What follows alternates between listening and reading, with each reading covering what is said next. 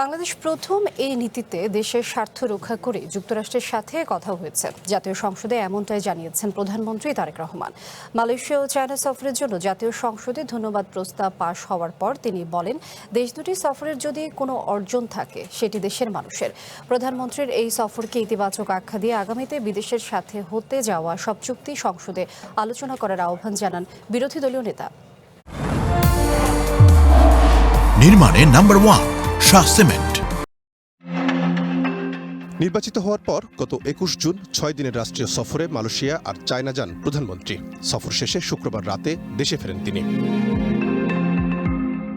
পরের দিন শনিবার সকালে সংসদের বাজেট অধিবেশনে যোগ দেন প্রধানমন্ত্রী। তার সফরে অভূতপূর্ব সাফল্যের জন্য সংসদে ধন্যবাদ প্রস্তাব আনেন স্থানীয় সরকার মন্ত্রী মির্জা ফখরুল। টেবিল চাপড়ে তাতে সমর্থন দেন সরকার ও বিরোধী দলের সদস্যরা। মালয়েশিয়া এবং গণচীনের যে সম্পর্ক, এটা আরও দৃঢ় হয়েছে এবং বাংলাদেশের অর্থনৈতিক উন্নয়নে তারা তাদের ভূমিকা অক্ষুণ্ণ রাখবেন। শুধু নয়, তারা এটাকে আরও বাড়াবেন, সম্প্রসারিত করবেন। আমাদের যে সমস্যাগুলো রয়েছে বিভিন্নভাবে, সেই সব সমস্যাগুলোর সঙ্গে তারা সমস্যার সমাধানের চেষ্টা করবেন। এমনকি রোহিঙ্গা সমস্যার ব্যাপারেও সমাধানের ইঙ্গিত তারা দিয়েছেন। যৌথ অংশীদারিত্বের ভিত্তিতে আগামীতে বাংলাদেশ এগিয়ে যাবে জানিয়ে সংসদে অর্থমন্ত্রী জানান, চায়না সফরের মাধ্যমে একটি মানদণ্ড স্থাপন করেছেন প্রধানমন্ত্রী। যে আমাদের সাথে প্রত্যেকটি দেশের সম্পর্ক হবে on mutual respect, on mutual interest, one of non interference এবং স্ট্র্যাটেজিক অটোনমি, আমাদের নিজস্ব অটোনমির ভিত্তিতে।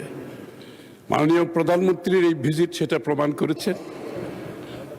আমাদের অন্য দেশের সাথে সম্পর্কের যে বেঞ্চমার্ক, উনি সেটা আবার কনফার্ম করেছেন, যেটা বিএনপির রাজনীতিতে সবসময় ছিল। প্রধানমন্ত্রীর এই সফরকে ইতিবাচক আখ্যা দিয়ে আগামীতেও বিদেশের সাথে হতে যাওয়া সকল চুক্তি সংসদে আলোচনা করার আহ্বান জানান বিরোধী দলীয় নেতা। তার প্রথম সফরের জন্য চায়নাকে বেছে নেয় সরকার প্রধানকে ধন্যবাদও দেন তিনি। আমাদের চুক্তি যাই হোক, সেটা হবে মিউচুয়াল ইন্টারেস্টের ভিত্তিতে। আমরা কাউকে ক্ষতিগ্রস্ত করতে চাই না, কিন্তু আমরাও ক্ষতিগ্রস্ত হতে চাই না।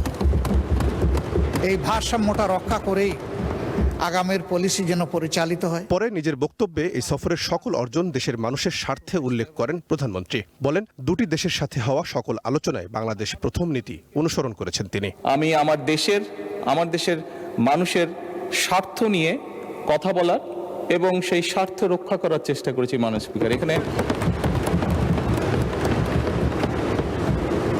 স্পিকার, এখানে আমাদের কারোরই কোনো ব্যক্তিগত কোনো বিষয় নেই।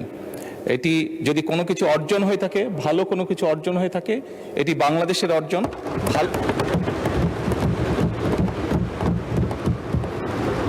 এই সফরের মাধ্যমে যদি দেশের মানুষের কোনো অর্জন হয়ে থাকে, সেটি এই দেশের মানুষের অর্জন। মাননীয় স্পিকার, চায়না সফরকে ঐতিহাসিক দাবি করে সরকার দলীয় সংসদ সদস্যরা জানান, আগামীতেও সরকার প্রধানের সকল সফরে বাংলাদেশের স্বার্থ প্রাধান্য পাবে। মাননীয় প্রধানমন্ত্রীর সাম্প্রতিককালের মালয়েশিয়া এবং চীন সফরটি পররাষ্ট্র নীতিতে এক নতুন দিগন্তের সূচনা করেছে। এর ফলে বাংলাদেশের স্বাধীনতা, সার্বভৌমত্ব, নিরাপত্তা আরও সংহত হবে বলে আমরা সবাই মনে করি। রহিম রুমন, ওয়ান নিউজ, ঢাকা।